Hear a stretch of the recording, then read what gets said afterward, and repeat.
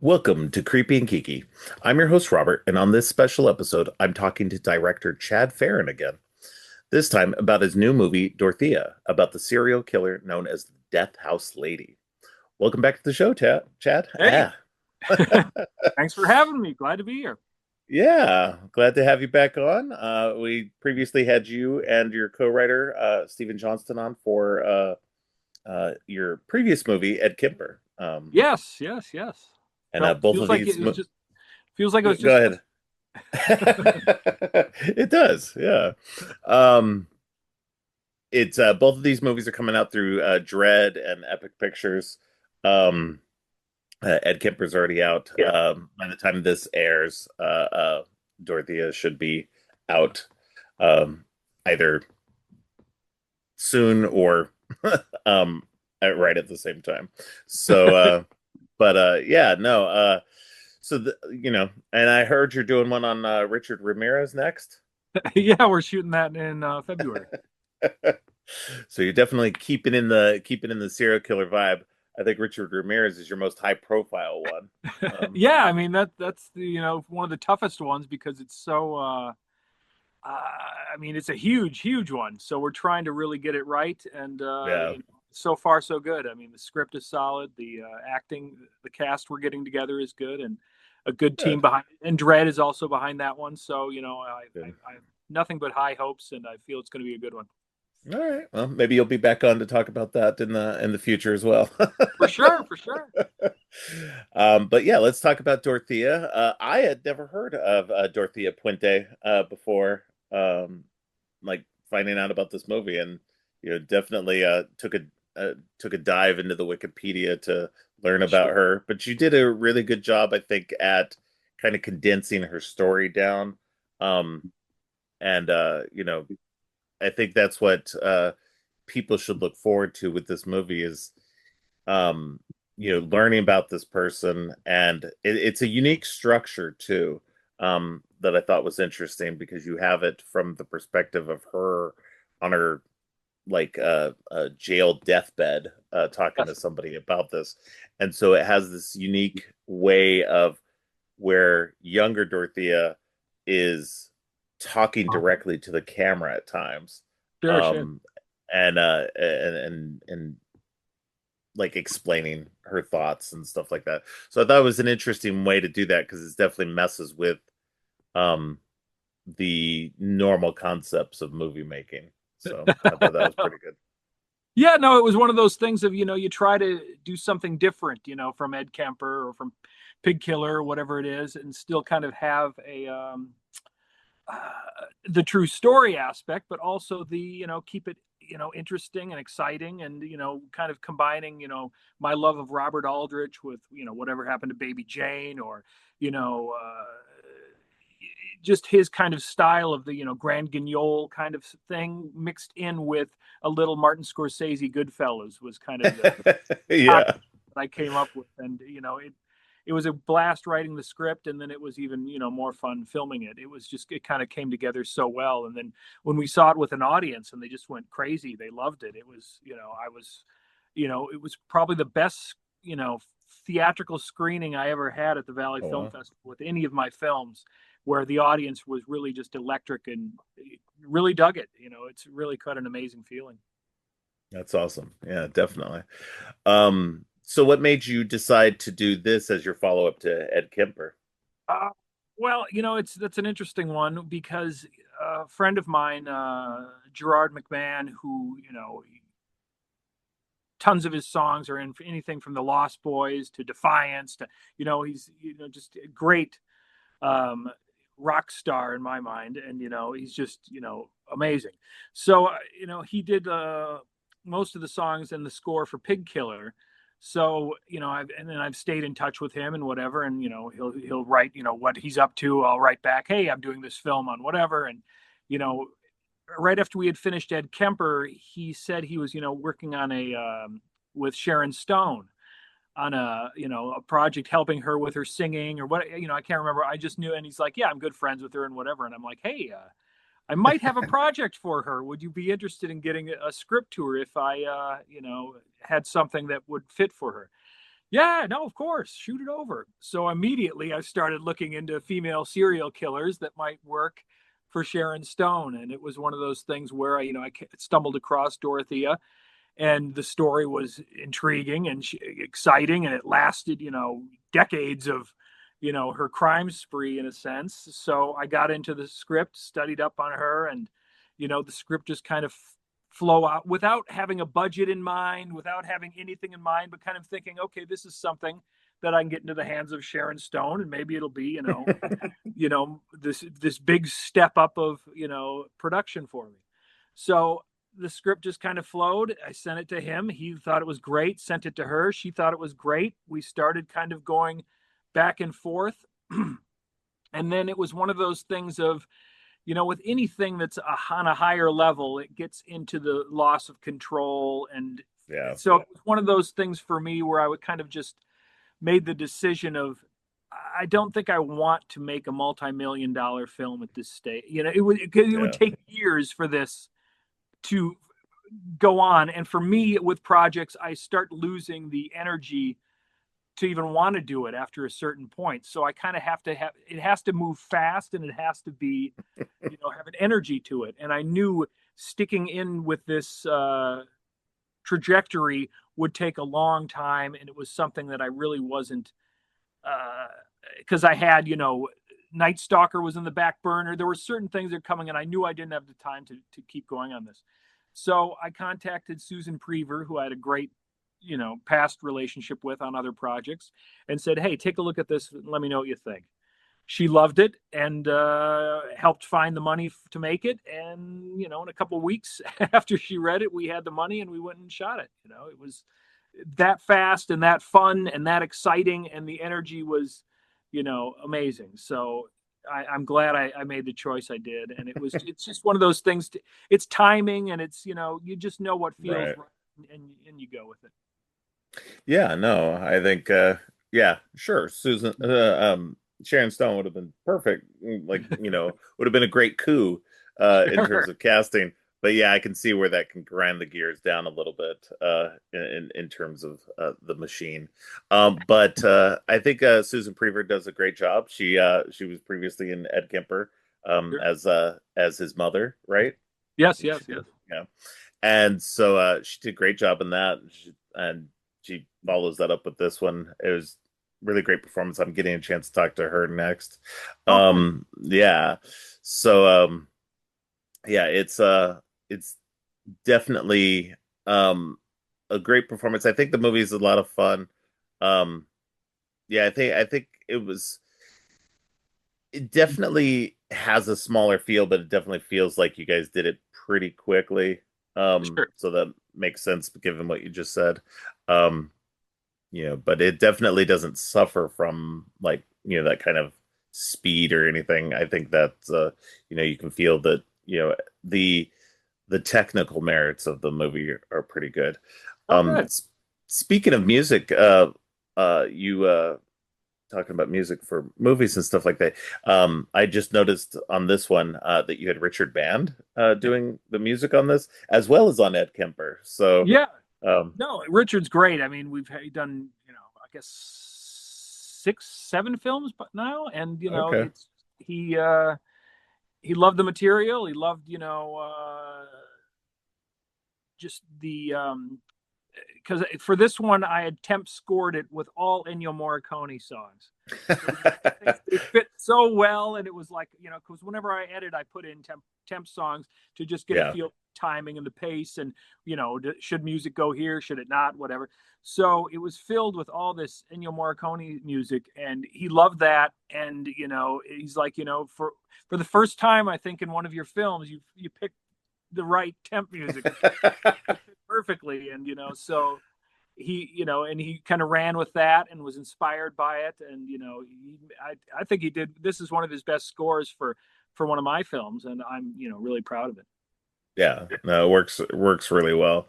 Yeah, I mean, for anybody who doesn't know who's listening, Richard Band is the guy who did the music for Reanimator. So famously so. It's done obviously. I think he's brothers with Charles Band, who runs Full Moon Entertainment. Yes, yes. So So he's very well known as a composer. So that's definitely great having him on board as well. Um, but yeah, so talk going back to Susan, um, what besides, losing Sharon Stone for the role and everything like that, what made you cast her? I mean, obviously the connection of having her and Ed Kemper and Sure. everything. Obviously, Well, you have a good relationship with her. well, I think it was definitely, on Ed Kemper when we were shooting the scene where she comes to Ed's door with the sexy lingerie on, and she's drunk, and she's, when she did that, there was no rehearsal. There rarely is time to do any of that stuff. So, when she came out in that outfit and really just she blew me away. I mean, that was really a scene that I was like, she's top notch, and I think she might be good for Dorothea. So it kind of planted the seed that day, and it was one of those things where that's where I think I might have even said her that after she shot that. Hey, would you be interested in doing, Dorothea? I'll send you the script, kind of thing. So, you know, sometimes working with actors on numerous films, you're not sure if they're right for a certain part or a certain thing even down the road. But that definitely that moment in that scene planted the seed in my mind that she'd be a great Dorothea, and and she was. Right. All right. Yeah, no, I think she did great in the movie. It's um a really kind of nuanced performance, which I liked. So, Sure, sure.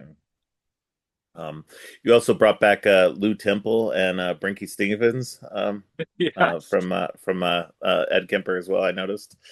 Yeah, you So find you work with good actors and you just want to keep doing it with them. I mean, you find so you have you eventually get like a shorthand where you just take, hey, action. You don't have to say anything, yeah, and they nail it every time. And Lou and Brink are definitely in that category. So yeah, it's always a joy to bring them back, and they have a certain, not only a presence for the camera, but on set they give off just a good vibe, and everyone had a great time, and their scenes are always impressive. yeah. Uh, let's see. What else? So what exactly made you? What about Dorothea made you really want to tell her story as part of your series on serial killers that you're doing now? I think just that it's so colorful in a way. I mean, she had, it wasn't just, someone going out and raping and killing, sexy college co-eds, or it was, Right. someone who kind of lured these people into her web and, poisoned them, and then, Yeah.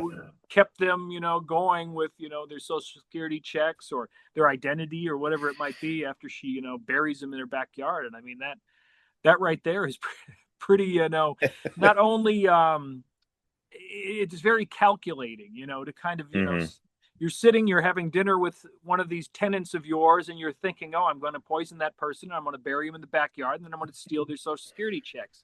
And that's something that's pretty it's not like a spur of a moment. It took planning, it took, Yeah.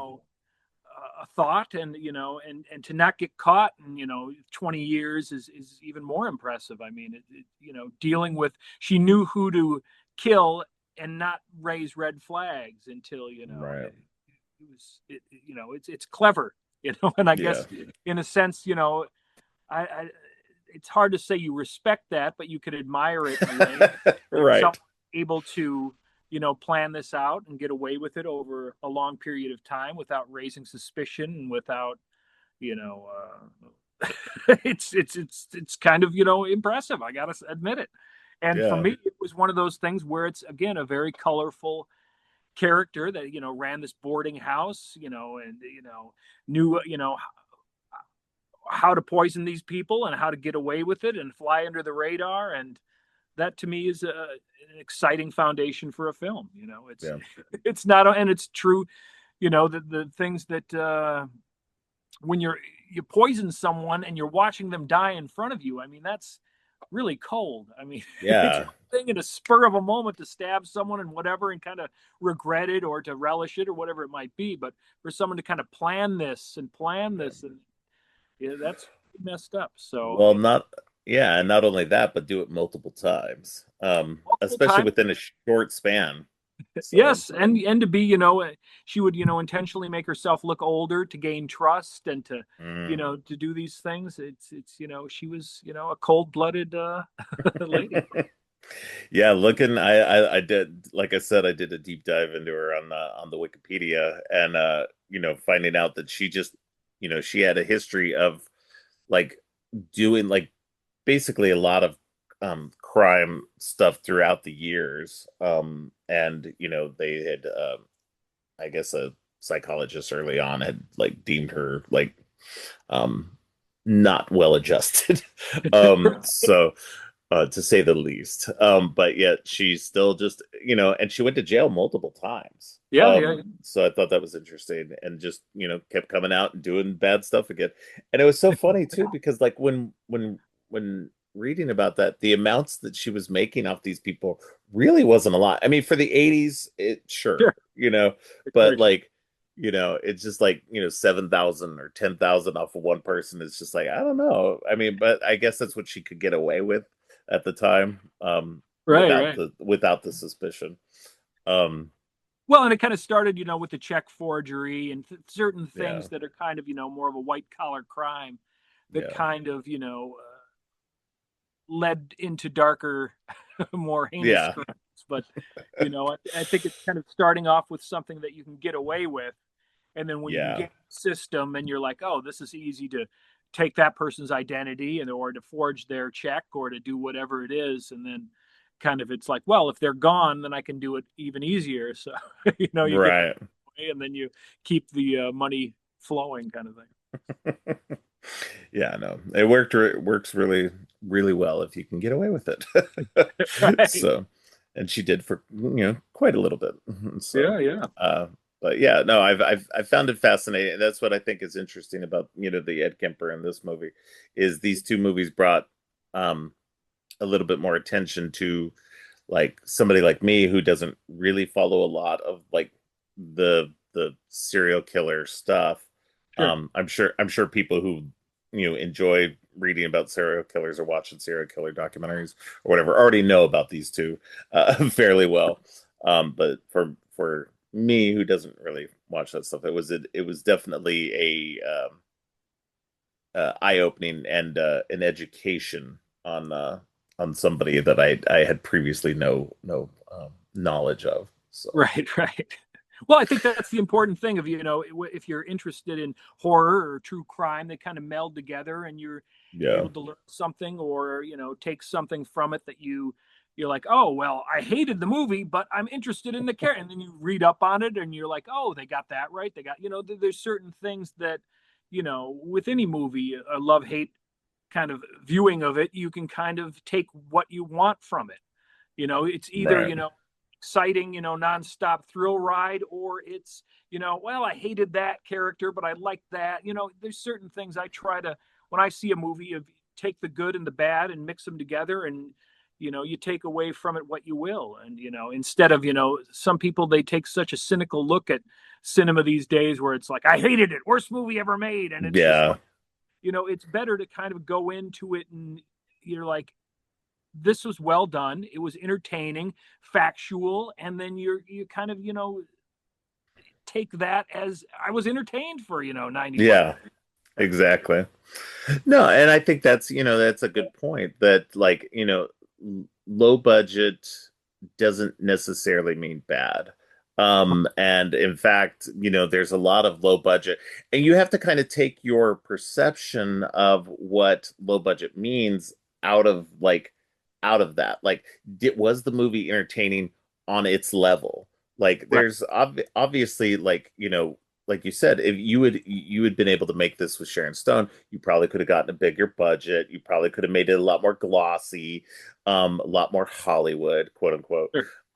But you would have taken away potentially, some of that kind of grittiness to it, um, and just sort of that just more of that true feeling to it. But again, I think that things on that level, you have to take that with that grain of salt and say, was this at least entertaining to me? You know, regardless of production values, was it at least entertaining Were the performances good and authentic? Did it seem like people were doing a good job? And I truly feel that at least with these two movies that I've seen of yours, that they were. And so, I You think you're know, doing a good job so far. I mean, look, I would rather be making, Roger Corman films over Michael Bay films any day. So Oh when yeah, it goes back to budget or whatever, and that's kind of the decision instead of going with the Sharon Stone route. Do I want to go to that level? And yeah, I honestly don't. I yeah, prefer to have, a small budget, work with the crew that I like, the cast that I want, and do the kind of films that I want to do instead of having a committee tell me you can't do this or you can't say that or you have to cast that person or it can't go that far. There's certain things I don't want to. It's like if I want to do it or I want to try it, I have the complete freedom to do that in this budget range. And it's right, kind of that thing where I'm like, I don't mind staying there if it's finding an audience and people are enjoying it, then I'm doing something right, you know. right, And I'm not trying to reinvent the wheel. I'm not trying to be Spielberg. I'm not trying to do anything. I'm just making the best film I can on these budgets with the tools at my thing. And if I at one point want to go a different direction, I'll do that. But right now it right. was like I like being here. I like the freedom. I like the control and I'm gonna, go that direction. Yeah, and I think that's admirable because like, you found a lane that you like to, be in and you're sticking to it because it's Right. what you like, what's working for you. Dredd obviously seems to enjoy it. They're Knock behind on you. wood. So, yeah. Um so I know you're doing the next one through them as well. Yeah. So is there anything after the Richard Ramirez that you got kind of in the pipeline? Yeah, no, Anything you it's could talk about it, that is? well, it's very, Dredd, basically said, "Hey, here's a name of a serial killer. Would you be interested in doing him?" And I'm like, "Of course." So, you know, I it was funny because, I'm like that name sounds familiar and I get you know, tons of writers, actors, and whatever shoot me emails, through the years or weeks or whatever it is, and one stuck in my mind that someone had mentioned that killer's name, so I went back to them and said, "Hey, do you have a script on this guy?" "Oh yeah, yeah, yeah. Let me shoot it over." So I tell Dredd, "Hey, I got a script from a guy. You want to take a look at it?" And so, I mean, they like the speed of that, and it's one of those things. If they don't like the script, no big deal. We'll rewrite it. We'll do whatever. Yeah, But it's one of the things of look, I'm open to whatever. If they said, do one on Mary Antoinette, or I start thinking of things, and you get the ball rolling, and then you find in it what excites you, and that's the way to do it. But the fact that they asked me, and the yeah, go-to crime guy, I was greatly honored, and so of course I want to say yes and make it right, work and make them happy. I mean, that's the thing about I think a lot of filmmakers get too much hubris over their work or whatever they want to do, whereas I see it if a distributor says, "Hey Chad, can you cut 10 minutes out of Dorothea?"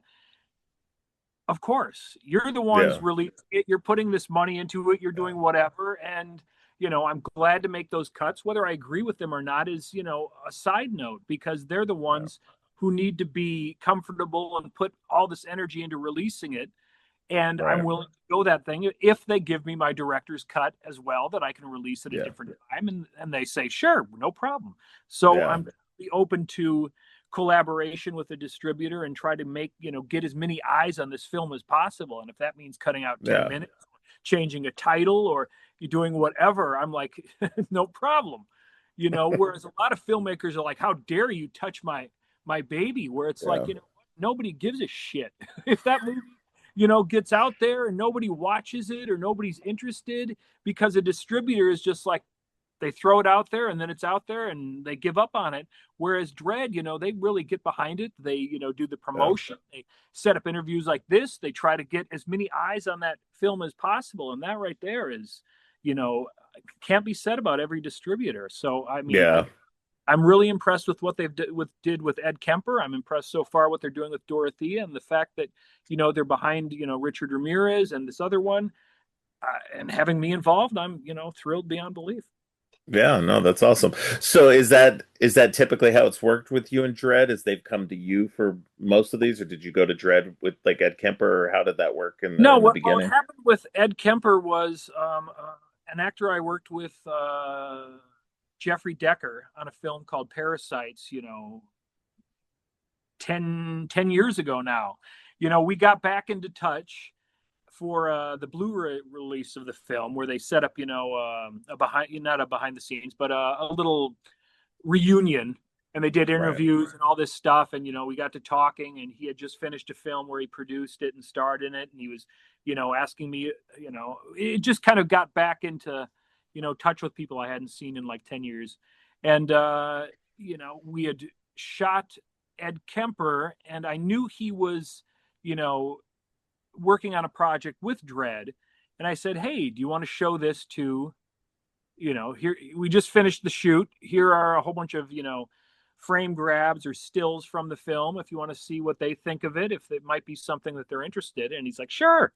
So he contacted Dredd, showed them this, the images from the film, and they're like, we love it. Send us a rough cut as soon as you can. So he kind of, got this deal going with them, and they loved the rough cut, and they wanted to, buy the film. And then that led to Dorothea. And then, it kind of spitballed into this thing. So it was one of those things where, an actor who I had worked with 10 years previously brought this connection together, and, helped broker the deal. And, and he's producing Night Stalker with me with Dredd. So, it's one of those things of, I've always had this thing coming up as a production assistant, where I learned to kind of, you should treat everyone, having being a production assistant, the bottom rung, and treated like shit on a Yeah. Hollywood film. I kind of learned to do the opposite of treat everyone you meet with respect, Yeah. and with the same thing of, oh, well, his idea is garbage because he's a production assistant. Well, not necessarily, because that production assistant might have been Paul Thomas Anderson, and he went on Yeah. to whatever things, or, whatever. So it's always kind of take someone's opinion, whether it's positive or negative toward me or my films, with a grain of salt. And you're like, Yeah. okay, listen to that. It might be right, it might be wrong. And keep these relationships that are 10 years old, 20 years old, and, never disregard any one of them, because someday it might come around in full circle, and you're like, hey, this guy's producing a movie with me. Yeah. Know, we're on the same page artistically and financially. And and you never know from one film to another who that might be. It might be the sound guy, it might be the craft service guy that comes up and says, hey, I got this friend at Lionsgate, I showed him your film, he loved it, he wants to give you $10 million to do it at your Western. Okay, let's you never know. No, that's awesome. Yeah, and I think you hear all the Hollywood stories and the backstabbing and all that stuff, and again, like everybody gets treated like garbage and everybody's using each other for whatever thing, and I think that's the more refreshing, and I think that's like because you're on that independent level, too, and I've noticed that with a lot of independent people, they very much cultivate those relationships rather than using people left and right and just discarding everybody. It's more about fostering relationships, and that's when you see even people like you, and other people who get these rosters of actors and the behind the scenes crew and stuff like that that they use over and over and over again, because it becomes a family, Right. more than even just a crew. And I think that's more admirable than just like the people who are just like terrible directors that you hear about, who are just like terrible to everybody. And it's like, yeah, nobody wants to work with those people. Right. And so it's great, like I said, it's great that you're getting a lot of the same people over and over and over again, and shifting, so Susan Priver gets the starring role this time, and last time she was the supporting player and stuff like Sure. that. So it's nice that it does that, and I appreciate that. whenever I find out about filmmakers who are really positive and focused towards building those relationships. That just it just makes everything seem that much better when you find out the about the the behind the scenes of it all. So you're doing something right. Well, good. Thank you. um, so um, so are you after this fourth movie that you're doing with Dread about another serial killer? Are you gonna? I mean, do you have plans to continue doing that, or are you gonna go back to doing some of your cosmic horror stuff, or No, I what think do you? right now the true crime thing is where it's at. I mean, Yeah. we just finished shooting, and I just locked picture on Sunset Strip Killers with Hmm. Susan Priver and Max Williams, and most of the same cast and crew as the other projects, and it's getting colored now, and score and all that kind of stuff. So and Dread has said they were interested. So there's it's one of those things where you just keep making Yeah. them. Right after Dorothea, we kind of rolled into that one, and then with knowing that Night Stalker is on the horizon, so it was kind of one of those in between films, and it turned out great. And it was a script by Chuck Perillo, who wrote and directed Henry Portrait of a Serial Killer 2, Mm. at Dean, and Hillside Strangler. So he was his script was came to me from Mike Muscal, who brought me the Ed Kemper script from Steven. And it was kind of because they had done these true crime films in the late 90s, early 2000s. And so kind of, to me, it was kind of passing the torch from these masters of the true crime to getting these scripts in my hand and they coming to fruition. And so that was an exciting project, and hopefully it'll find a good home, whether it's Dread or someone else. And Right. Right.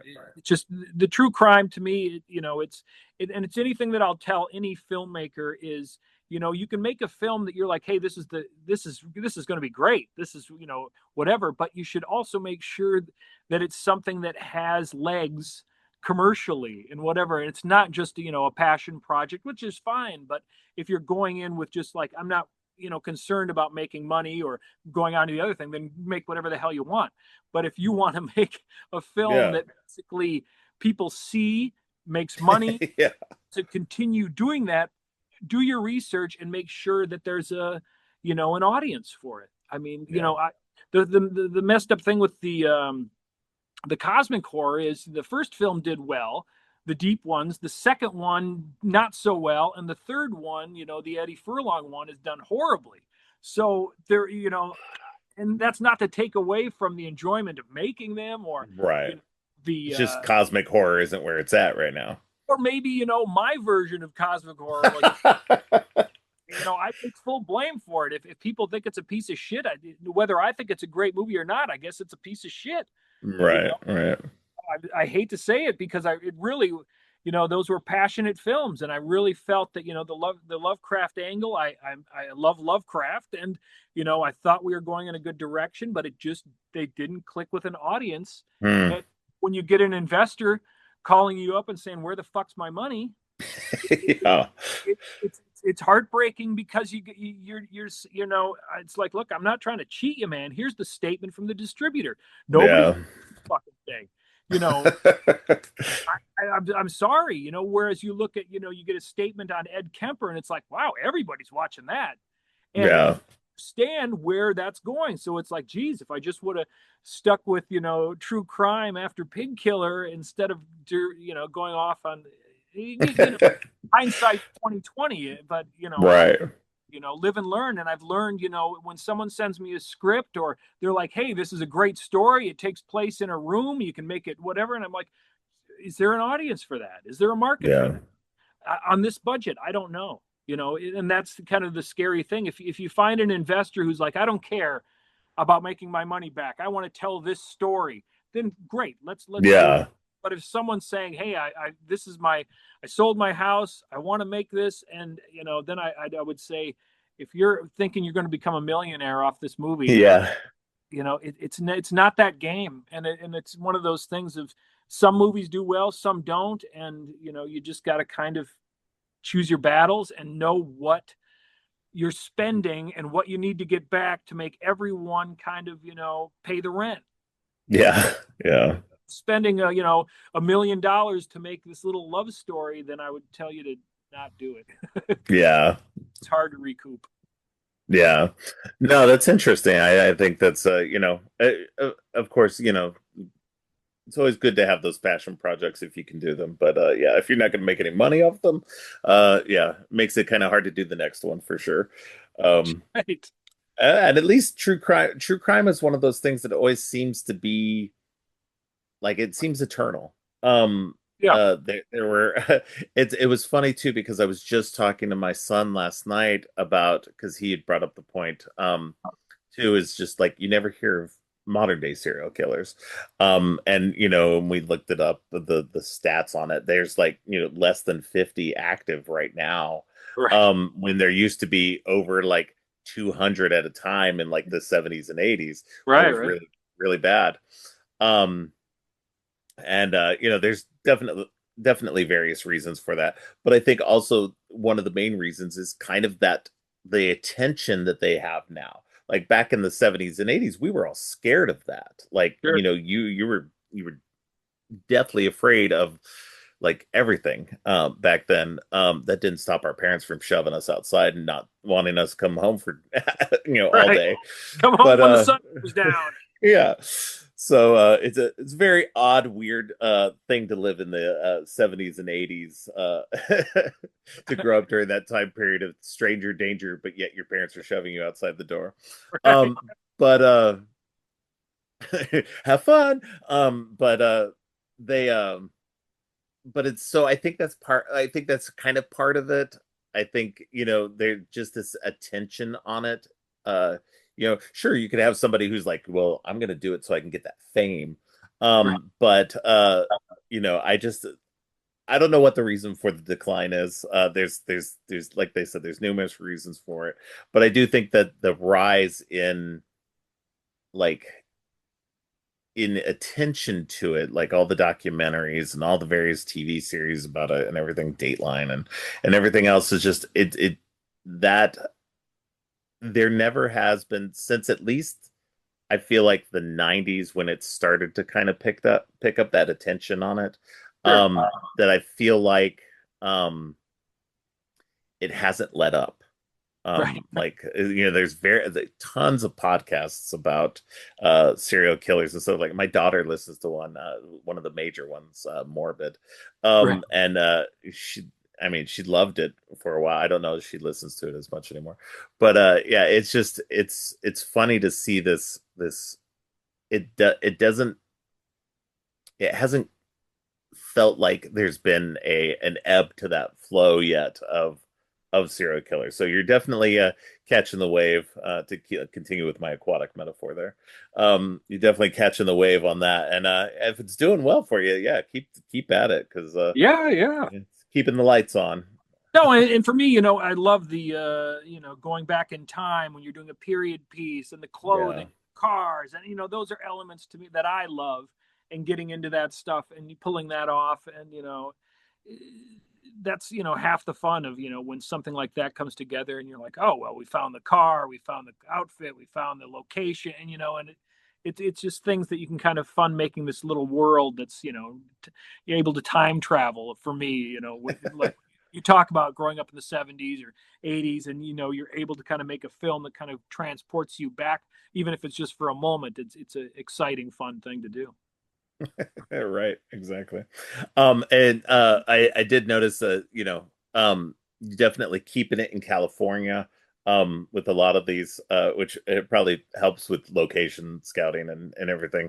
So, is your fourth one also based on a California killer? Yeah, yeah. The killers, they terrorized Sunset Strip in 19, Okay, yeah. and killing prostitutes and whatnot. So it was I keep it local because I hate to travel, so I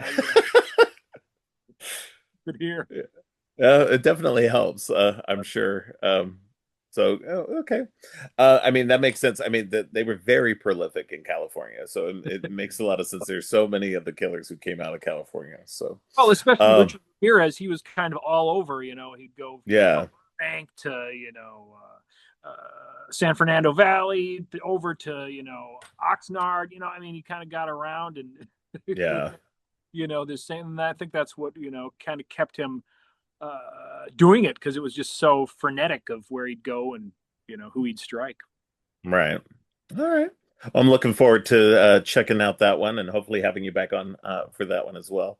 Can't Um, wait. that'll be a lot of fun. But thank you for coming on. Is there anything else you wanted to mention about the movie Dorothea before we wrap up that we haven't talked No, about just yet? I hope the audience enjoys it, and I'm excited to see the reaction to it. Yeah, hopefully it'll be as successful, if not more successful, than Ed Kemper was for you. So Fingers crossed. I'll cross my fingers for you as well. Thanks. And thank you for coming on. I appreciate it. And like I said, hopefully we'll have you back on for the Richard Ramirez episode as well, or the Sunset Strip Killers. Let's do it. Whatever. You're welcome to come back anytime. I'll be here. All right. Well, thank you again, and we'll talk to you soon. Sounds good. Thanks.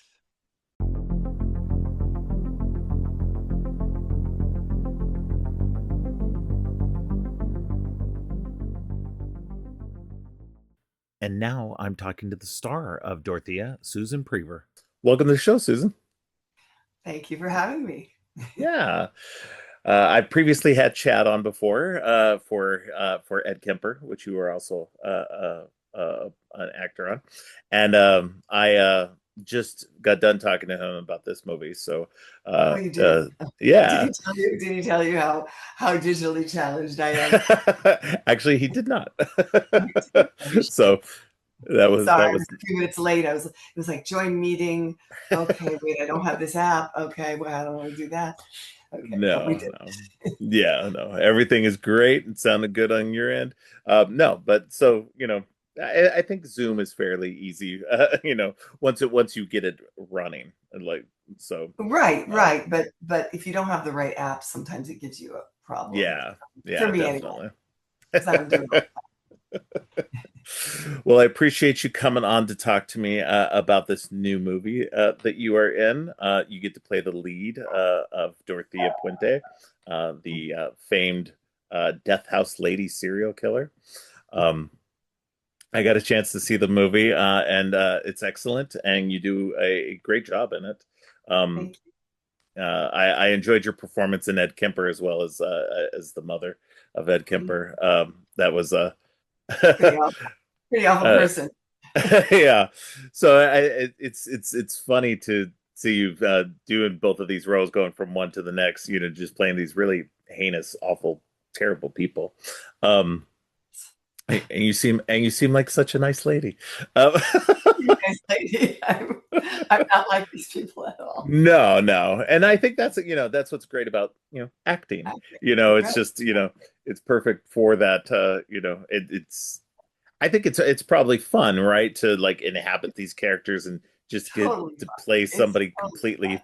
awful. Completely different. And it also depends on how good the script is. So both Yeah. scripts were very fascinating to me, and that helps a lot. And Right, I have right. a relationship with Chad now after working with him for a while, and that helps a Yeah. lot too. I think Yeah. it built on some trust, you know, Yes.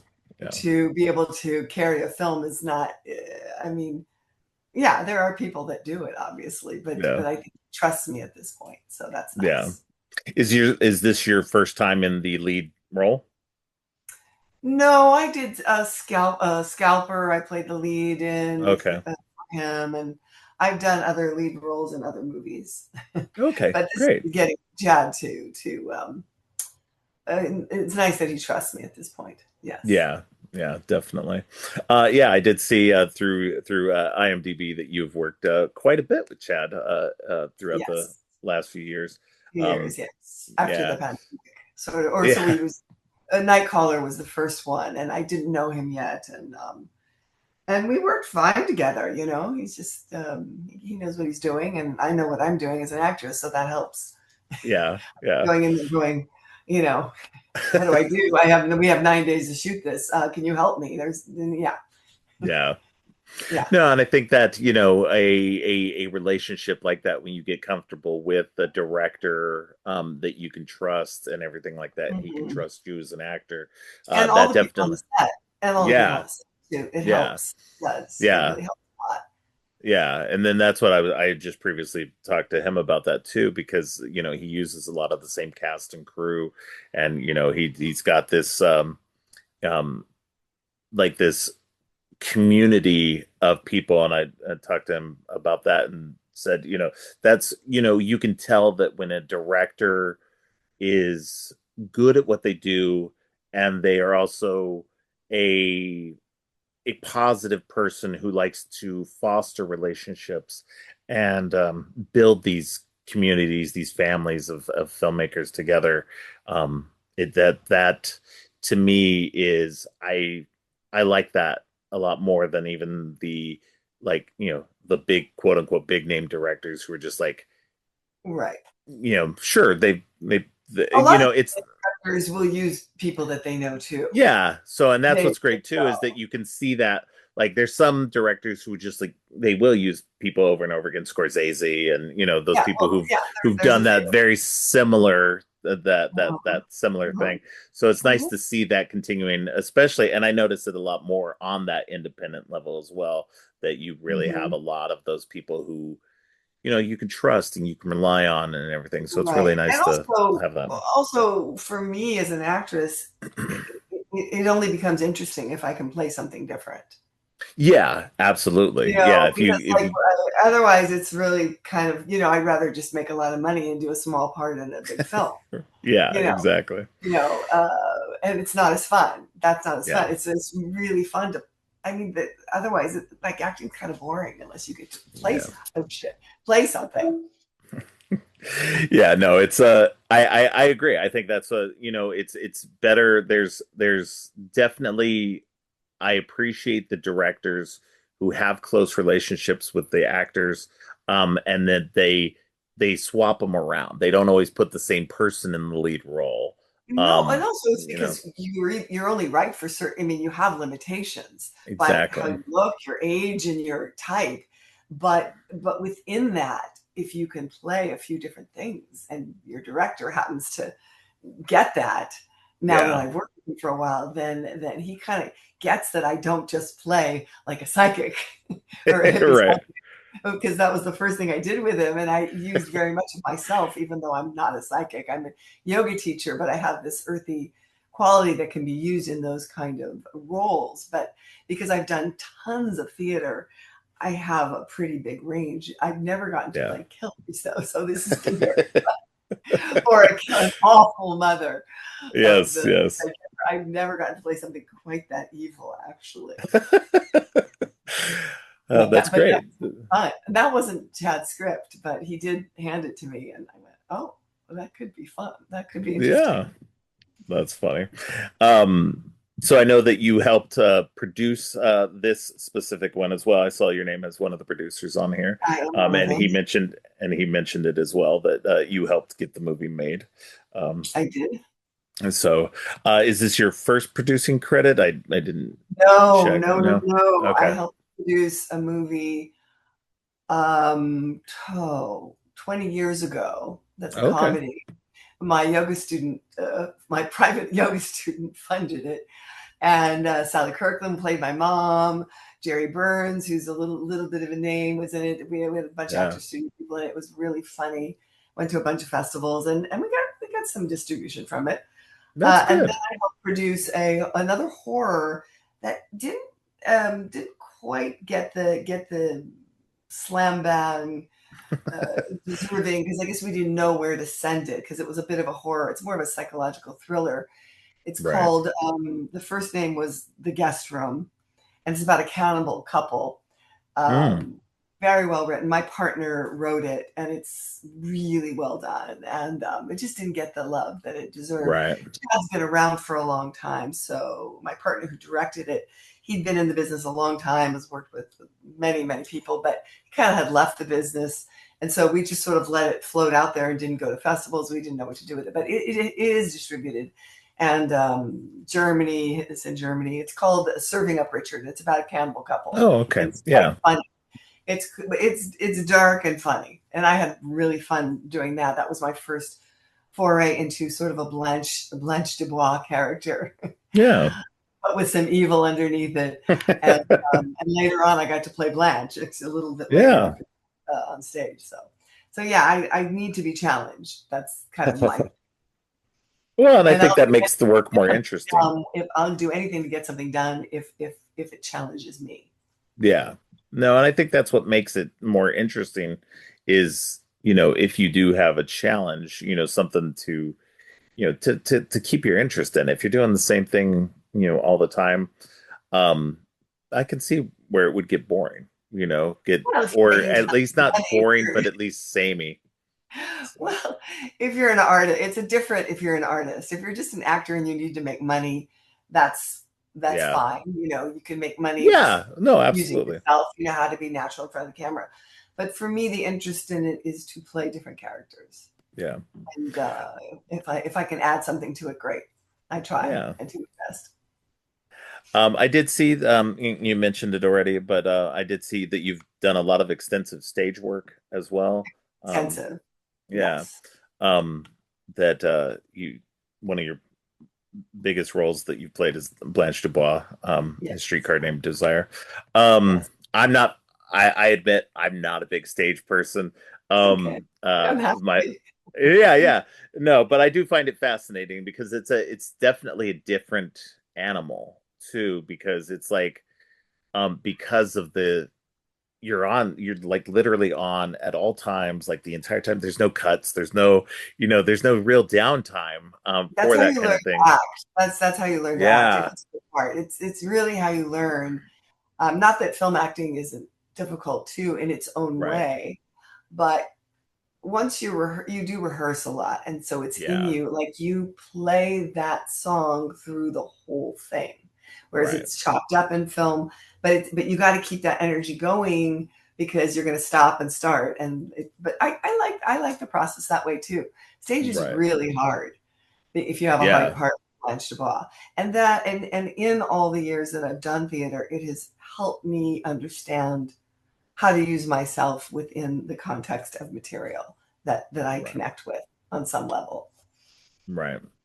It's Did you start with stage work and then move into film, or because I yes, know you used to be a ballet dancer for I a was a while. ballet dancer, but Yeah, that was many, many years ago. So I was very comfortable on stage. And when I started studying acting with more method teachers, it was so simple, and it was so not simple. It was hard to do, but it was very good for film work actually. Then I had right, to learn to be on stage because you have to project and still be real and create these characters. So my training was helpful for film work actually, and that's a right. long time. That's a long time.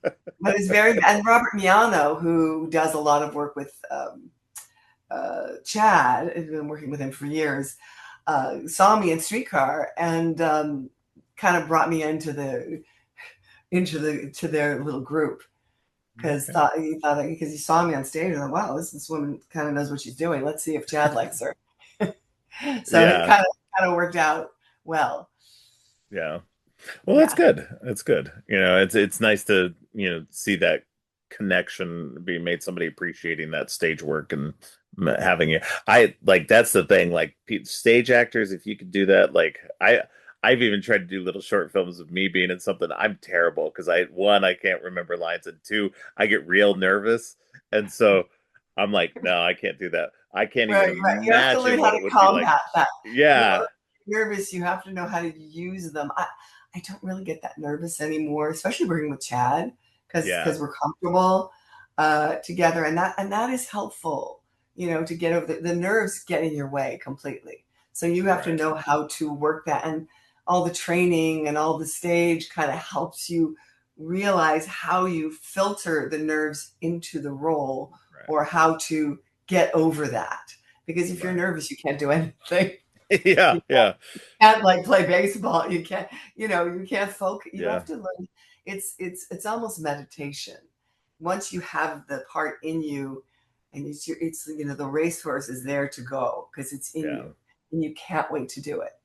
So that's kind of how for and like it's exciting for me because it's like meditation for me because it's Right. in me somehow. And yeah, that doesn't mean sometimes I fuck up because I do, but Right. on stage you're so rehearsed that Yeah. your fuck ups are more minimal unless like a flat falls on you or you drop Right. something and then you have to pick it up. Whatever, you deal with what's in the reality of the moment. But Right. with film, you can at least cut it. You know, Yeah, yeah. yeah, Well, I imagine with stage work, you just kind of like you do a little mess up, and you're just like, okay, I just got to keep going because otherwise just everything keep falls going. apart. You just Yeah, keep going, and hopefully, yeah, whoever you're working with, you look at each other and you just keep going. yeah, That's the way yeah, it is. yeah, yeah. I Yeah, can't imagine that. Yeah, stage work. Like every time I have seen stage plays, or musicals or anything like that, I'm amazed by just like and it's because of the rehearsal work that you have to do to like yeah, get to that point like where you can confidently just you've done it so many times in rehearsal yeah. that It's in it you. just It's in becomes your second body. nature. Yeah. In your body um and in your voice. It's but it there for is, you. yeah, but it is Yeah. such a talent to have that, and just it always amazes me. So I definitely think Well, it's that not just talent, it's work. yeah, no, absolutely, absolutely. um Right. but that's what I mean. The talent and the work behind it is just like Yeah. it amazes me that um that you can that people do that and do it for long stretches too. Yeah. Um Yeah. Oh, so yeah. People yeah. start to get bored when you do like a 2 year run. I mean, you're like going like, oh my God, we do this again. But actors have to make a living, so Yeah, there's yeah, that element too. yeah, But yeah, I'm sure yeah. after a couple of years, there's different tricks people do to keep themselves from getting too bored. Right, But I right. know Chad, when he's done with a film, he can't wait because he can't wait to move on to the next thing. Because if he's Yeah. with something too long, he does get bored. He's got that kind of mind, you Yeah. know. He Yeah. needs to move Well, and on. that's even he mentioned it too, because he mentioned for this movie he was on track to get Sharon Stone as the lead Yes, originally, but then he yes, saw the wheels starting to slow down on everything, and then he was just like, no, I don't want to do that. I need to keep going. I need to keep the momentum going because he did mention he'd get bored. And so yeah. Oh, he I'm was sure he just would love to have Sharon Stone, but she might not have had something that I have, which is so no, sort of absolutely. a benign quality that is not necessarily evil. I mean, she's a very good actress. It's nothing, Yeah. and she's a star. But she's not benign. And I No. have that in me naturally just because of who I am. Right. And I think that helped in the sense of like, this is not a person who would murder people. And Right, right. apparently that's how Dorothea was. You would Yeah. never suspected her. With Sharon Stone, you were like, oh, You a would have little just, evil. yeah, She's a bad, bad girl. Yeah. And I know how to bring that out of myself because it's very very close to me that there's a benignness in myself, right. perhaps why I haven't been so good in the business. I don't know how to manipulate people. I don't really know how to what's the word, be clever with that because that's not my Yeah. instincts. My Yeah. instincts are more honesty. But I mean, I've been a yoga teacher for years and dancers are not like that. It's like you just love to perform. That's Right.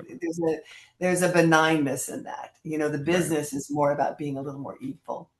Right. Well, and I I think. think that's yeah, no, and that was something I talked to Chad about too, was about how that, doing like again fostering this kind of group of people and just staying in this independent mode keeps you from like really getting to that level of, backstabbery and all that stuff that like seems to be required in like the upper echelons of Hollywood, more so that you and him working together with the cast and crew that you guys tend to Mhm, do, this mhm, repeating, again fostering this family of people, mhm. seems to be more effective for him and you, um Yeah, in terms of yeah. creating good material, even if that As long as means the that material is good, yes, yeah, yes. even if that means you'll never hit that high side.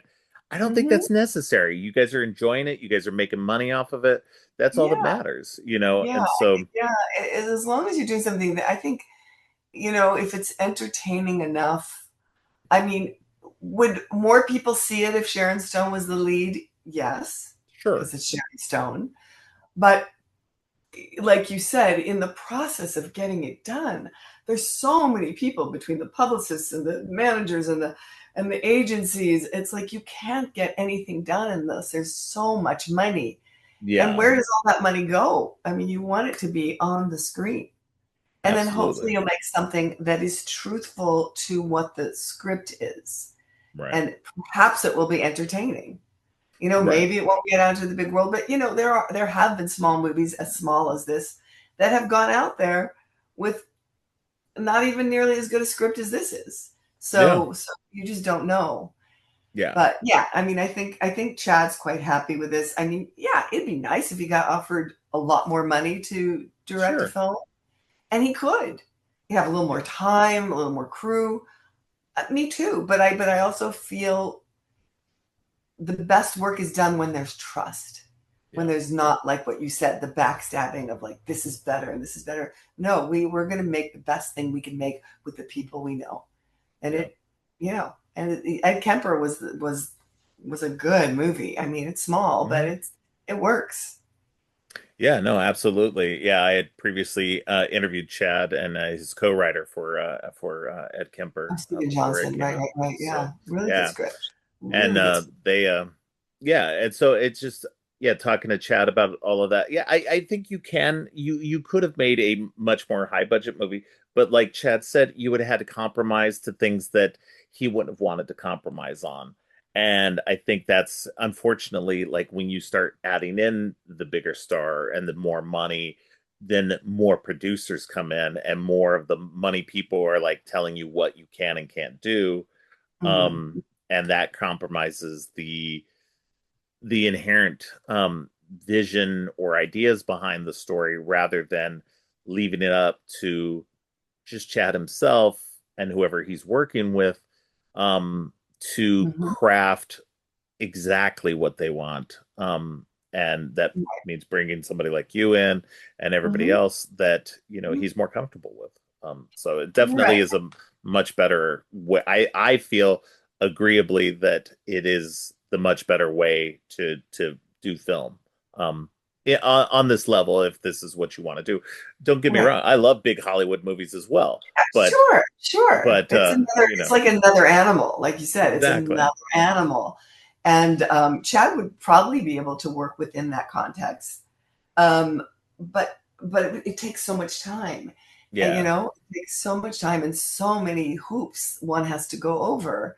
right. And I hope that happens for Chad. It might. One never knows. I don't know. By the sound of it, he's very comfortable doing what he's doing, and he's looking forward to doing this for a long time, based on Yeah, talking to him just now. So, and uh, I hope that he does. And I said in yeah, the next one, I hope you include me in the next one. I'm not going to be a producer on it. yeah, I will only be a producer on it if I have an amazing role. That's the yes. only way I'll do There you it. go. That's the only way I'll do it. At this point. At this point. But the other one, I said, listen, I'm just not gonna be just a woman that gets raped and murdered. Yeah, I can't do that. Doesn't sound that much fun. I mean, because you're not gonna get to do that much. yeah. No, absolutely. Yeah, you wanna have something with meat on it, and I think honestly, he would seeing your performances in these last two movies, um, I think that he would be remiss in not putting you in a not necessarily a major role, but in a significant role, something with some meat to it, Yeah. rather than just background player number two. Well, So that's not gonna happen. I yeah, won't do no, absolutely, no. I mean, that in my life right now. There's no point. no, no, I mean, I like being around everyone, but I don't want to sit around on a set and do that. I won't right. do it. No, absolutely not. No, and I think No, I just go given off and do a play because I have to fulfill my talent, or my absolutely, capacity for that. There's no point otherwise. So I'll just go off and absolutely. do a play, which I'm going to do soon. So Let's go back. You started out doing dance and ballet. yes, You know, yes. and I danced in Europe for a year. I danced for a German company. I lived in Germany for a year. I danced for the Cleveland Ballet, which was a great ballet company. My last job, I got fired, and I ended up going to major depression and soon becoming not right after, soon becoming an actress after, because everyone was saying, you have to be an actress. I had so many people to encourage me to be an actress. Like, why? I like to dance, but whatever. It did take that transformation right. that would be a talent for me. Or maybe I need to observe that or see what it is. And it wasn't that easy because I was Yeah, so shy. I did dancers don't really speak much. Listen to right. me now. I speak all the time. It took me a long time. But I was, Well, yeah, you're I an was, actress now. That's why. well, it took many, many years many years. It didn't happen right away. It was very hard for me to even do a scene, but whatever. Yeah, It took time. yeah. And now you're leading movies, and that's great. You know, it's Yeah. definitely But I create, like I sculpted myself into that. right. I mean, yeah, I'm very grateful for Chad for allowing me to do these roles, and I help him. So, but he's helping Yeah. me too. But I always knew that I would kind of be better when I was older. I kind of knew Mm, somehow in my mind because my kind of icons were older. Simone Signoret, Jenna Rollins when she was older. Just these amazing actresses that had an inner life that did more than just like show up and look good. yeah. So, okay. No, and I think that's actually I think that's actually really a good um thing to bring up because there are there's this thing in Hollywood, and it's been around forever, that you reach a certain age as a woman, You do. and that you start losing the roles, and so or you transition into these other roles. And I think that's a fascinating take on that, is that that's what you knew already, even when you were younger, that you were just like, I know I'm going to be even better when I'm older, and I'm going to have this internal life and all this experience to then bring out into these roles. And I agree with you. I think that there are many um actresses who are even better now that they're older. People that I'm thinking of, like Helen Mirren and Kate Blanchett, who were great when they were younger, but they're even better now as Oh actresses. yeah. Well, you have um experience too. They have so much yeah, experience. Yeah, and they're stage actresses. They yeah, got it all from the stage. Judy yeah, Dench, all yeah, from, and not that that doesn't mean they haven't done amazing films and amazing work on film, right, but all that, the only reason why they can play other characters than themselves is because they've done stage. yeah. No, Meryl and I Streep, do, yeah. yeah. I do find that that is like, you see that a lot with, there's great actors who are people who, like, maybe they didn't start out on stage and they just became an actor and they do great. Oh, Jodie But Foster. Jodie Foster yeah, is an actress. Yeah, but yeah. there's definitely actors and actresses who you see who maybe started on the stage, or maybe went to the stage, and they when they've gone to the stage and they've afterward, I feel like their acting has gotten even better because now they've had that experience of stage work and know about that, and it just brings something larger out in them, something, Right, in right. a And different sometimes way. they can't do it. And there are people that are TV True. actors that cannot do it because it requires more. I mean, Yeah. it requires more. Anthony Hopkins was a stage actor, great actor. Yeah. Anthony Hopkins. I mean, it is so, especially the Brits. I mean, I'm not Yeah. saying that American actors aren't great. We have some great American actors. Leonardo Right. DiCaprio. I don't think he's ever done stage. He's amazing. Yeah. You know, Oh, absolutely. uh, I no, I agree. But yeah, definitely the British actors tend to start out on the stage and they're transition trained. to They're TV, trained and up. yeah, Yeah. absolutely. Americans they're just like, we're going to Hollywood right away. And So and listen, even from the back in the old days, I mean, they did start. I mean, the 40s, our golden era or yeah, golden age of film. I mean, a lot of those people did stage before. yeah. And that doesn't mean they're always good on film. Film is a weird No, thing, what it yeah, absorbs.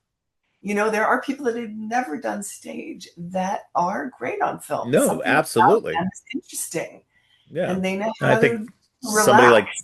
yeah, somebody like Tom Hanks. I don't know if he's ever really done stage work that much, but he's done largely just movies and he's done very well for Love- himself. And he's a But great I saw him actor. on stage, and he's Yeah. great. I Yeah. saw him do Shakespeare on stage That's over in awesome. Westwood about, I don't know, right before the pandemic, or was it during? Oh, he was fantastic. And they patted him Yeah. up. They made him a big guy. He was fantastic. That's Yeah. So awesome. he just, yeah, Yeah. I think maybe he did some when he was younger. Who knows? But yeah, Could it have, seems like yeah. really just had a great film career. He's great. Yeah. Yeah. And that's the thing. I think there's just like you could just tell with certain actors, just like and I think that's, with yourself, just and to be fair, I've only seen you in these two movies, Ed Kemper and Dorothea. That's okay. And Hey, watch Nightcrawler. You'll like it. If you like no, horror, definitely there's a want to lot go of back violence. and look. Yeah. Yeah. I It's saw that in the IMDb and I was like, okay, yeah, I'll Chad did a check out. great job on that, I think. Yeah. I think he did. I Yeah. think he did. Um It's really so good. yeah, so given just those two roles that I've seen you in, I think you're fantastic. I think that, the stuff that you've done has been very has been very well done. And, you inhabit these characters in such a way that it actually took me a minute. I was like, wait, did she play the mom in the last one? Like it just because it's definitely a different performance. You have a different look. Look, Um, and so, it definitely he was keeps putting glasses on me for everything. So I look different. Because the yeah, first 5 movies I did with him, or 4 movies I did with him, I had no glasses. But the yeah. last one we did, I wear glasses too, and they're this thick. That's so funny. You cannot recognize. And I have brown hair, and I'm Yeah, really, really completely different. So that yeah. was the Sunset Well, and I Strip think Killer. yeah, yeah, yeah. I saw you were in his next one with that. And are you going to He's also be in his Richard Ramirez film? Well, I asked him, I said, I'll do something for you. Just, I don't want a scene where I just get raped and killed. Right, right, Please, right. Yeah, yeah, please. Well, we'll see. If he has yeah. something for me, I will absolutely do it. That's If awesome. he wants me in. I'm sure he'll find something good for you. He seems to I said, he I'll seems work to in a cast you very convenience. well. Yes, I'll work in a convenience store. I'll be a madam, whatever. I don't know, but I don't know if he needs any madams in that. So whatever, he'll Maybe, do it. He's he is a very creative guy. I mean, doing these things. I mean, he's kind of a rarity in a Yeah, way to be able to make these movies for so little money and have them work. yeah. That they actually work. It's pretty amazing. So No, I was a little skeptical in the beginning. My first film with him, Nightcaller. Like, I don't know this guy from Adam. He's doing horror films. I don't do horror films. I'm a fucking stage actress. What is this? And then I knew Robert was a very talented actor, and I said, okay, let's here, give him some money, and then I'll let him help him out, and let him do it. Let's see what happens. And I, had a good time. that's awesome. No, and But that's this a good as these last few. It was yeah. fine. It wasn't bad, but it wasn't as good. It Yeah, was no, getting he even says that himself. Is it's just that he's on a new track because I mentioned that about he did his kind of Lovecraftian stuff and right. and those didn't do as well and maybe they just weren't hitting their audience and these and I think again there's this insatiable um desire for serial killer fare. People are always fascinated by these people, and so it's. I think he's hit like a good niche. He's doing a good job at the writing and the directing on these. Mhm. And I I think think so. that he's found his lane. And he says he's just going to keep riding it as long as he can. Yeah, So yeah, yeah. you know, I'm very happy. I'll do another serial killer for him if he needs me. I mean, if I'm right for it. yeah, oh, It depends on absolutely, if I'm right for it.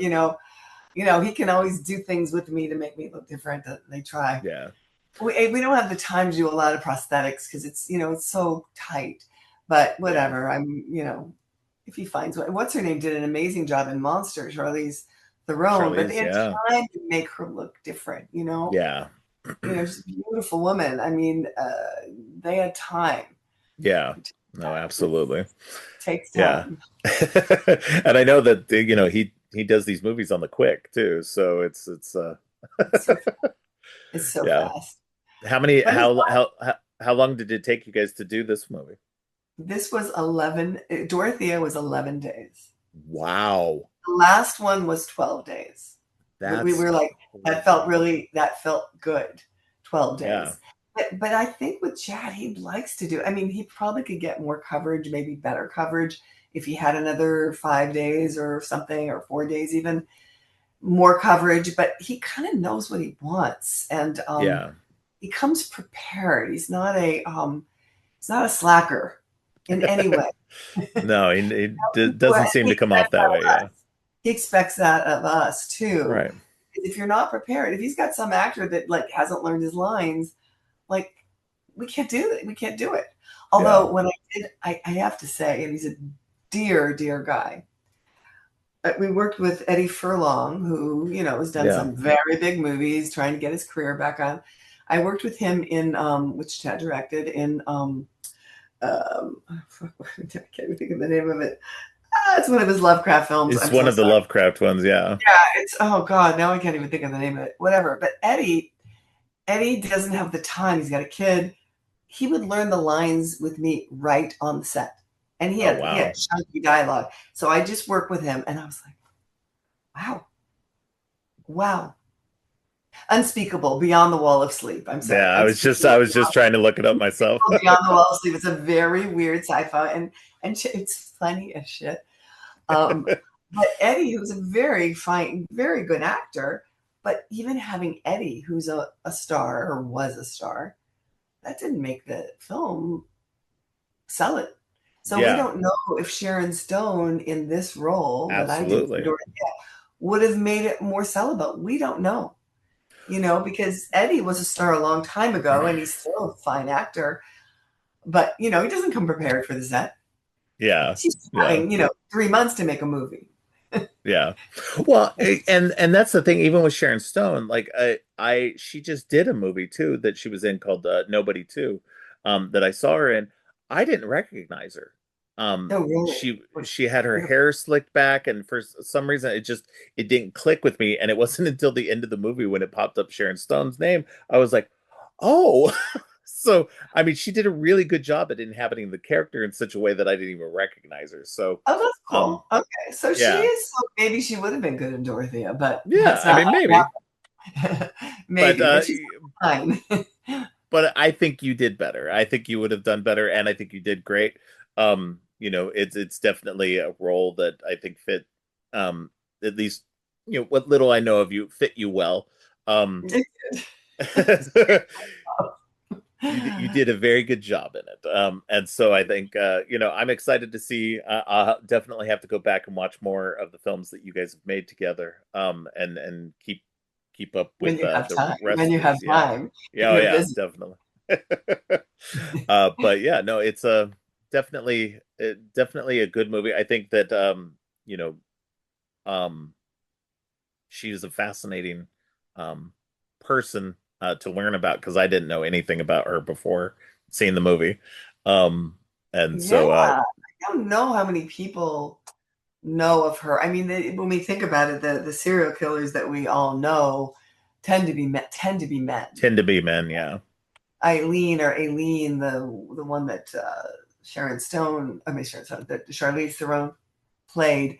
Some I don't know how many people knew her too. I don't know. Yeah. I don't know. It was an interesting character. There's a new Netflix documentary on Aileen, which would Mm, probably be great. yeah. It's a documentary, so you got footage of her. She's a weird Yeah. lady, very Yeah. weird, Yeah. very strange. No, and I think that's what's fascinating about this is that you get a woman serial killer, somebody who's older, somebody who's just taking advantage of people, in a different way too. That was um, more, I feel, more unique than the typical.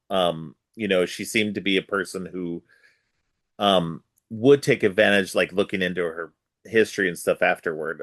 She'd been jailed many times, and Yeah, for lots of instances of taking advantage of people. This was just the ultimate next step for her. The ultimate Um, next step, right? so Yeah, she definitely was some form of a sociopath. yeah, It's a absolutely. very good cover, No, yeah, because definitely. people trusted her. I mean, Yeah, who would move in with someone who immediately, or move into their rooming house immediately if they came off as, if you're at all, if you have any of your wit about you, that comes off as an evil, exactly. horrendous person, She had a Right. very good cover, and sociopaths can be like that. Hmm. They know how to be around. It's a weird, illness. Yeah. You know, they miss empathy. You Yeah. know, it's something in the brain. I mean, it probably gets more developed as one becomes, but it happens. It's already there when they're like a Yeah. child. Yeah. Oh, You know, yeah. Oh, yeah. plus she was abused. Dorothea. Now we're speaking. She was terribly abused, and so it just probably just stimulates that inability to have empathy even more. So Right. it's a question of psychology and the environment, Yeah. and what's actually going on in your brain, or that your brain doesn't have that area developed of empathy. Right. You Yeah. know, Absolutely.